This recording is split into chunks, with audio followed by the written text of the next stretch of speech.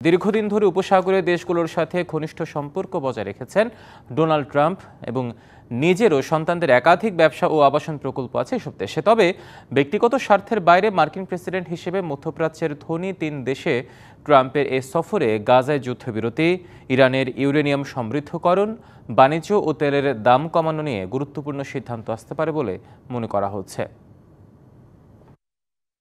মার্কিন প্রেসিডেন্ট, পাশাপাশি সফল ব্যবসায় তিনি।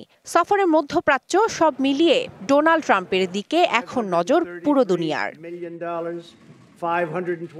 ভূ রাজনৈতিক উত্তেজনায় যখন তপ্ত মধ্যপ্রাচ্যের মাটি, তখন ওই অঞ্চলের সবচেয়ে ধনী 3 দেশ সৌদি আরব, কাতার ও সংযুক্ত আরব আমিরাতে মার্কিন প্রেসিডেন্টের এই সফরকে অত্যন্ত গুরুত্বের সাথে দেখছেন বিশেষজ্ঞরা। সফরে কি করবেন ডোনাল্ড ট্রাম্প সে বিষয়ে কোনো তথ্য প্রকাশ করেনি হোয়াইট হাউস। তবে রয়টার্স জানায় অনেকগুলো বৈঠকে যোগ দেবেন তিনি। হতে পারে বেশ কয়েকটি গুরুত্বপূর্ণ চুক্তিও।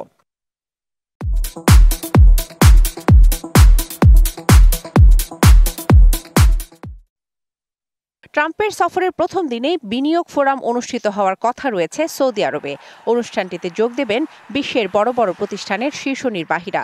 ধারণা করা হচ্ছে সাবেক মার্কিন প্রেসিডেন্ট বাইডেনের আমলে এআই প্রযুক্তি বিষয়ে বিনিয়োগ করতে চেয়েও আইনি জটিলতার কারণে সফল হয়নি সৌদি। এবার ট্রাম্পের আমলে তা সুরাহা করার চেষ্টায় সৌদি।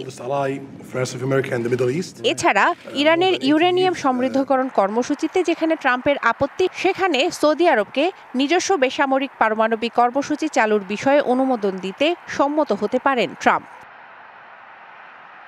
গাজায় আবাসন ব্যবসার পরিকল্পনা এবং উপত্যকার নিয়ন্ত্রণ নিতে পারে যুক্তরাষ্ট্র। সম্প্রতি ট্রাম্পের এমন মন্তব্যের জেরে শুরু হয়েছে আলোচনা। সফরে গাজা উপত্যকার ভবিষ্যৎ নিয়েও আলোচনা হতে পারে, আসতে পারে নতুন সিদ্ধান্ত। সিরিয়ায় নতুন সরকারের ওপর থেকে মার্কিন নিষেধাজ্ঞা তুলে নেয়ার বিষয় নিয়েও আসতে পারে সিদ্ধান্ত। ট্রাম্প দীর্ঘদিন ধরেই সৌদি আরবের নেতৃত্বাধীন তেল উৎপাদনকারী দেশগুলোকে তেলের উৎপাদন বাড়াতে চাপ দিয়ে আসছিলেন, যাতে যুক্তরাষ্ট্রের ভোক্তাদের জন্য দাম কমানো যায়। তাই এই সফরে তেলের উৎপাদন বাড়ানো নিয়ে সৌদি আরবের সঙ্গে গুরুত্বপূর্ণ সিদ্ধান্ত হতে পারে। শোভন শাহমিন দিশা, ডিবিসি নিউজ ডেস্ক।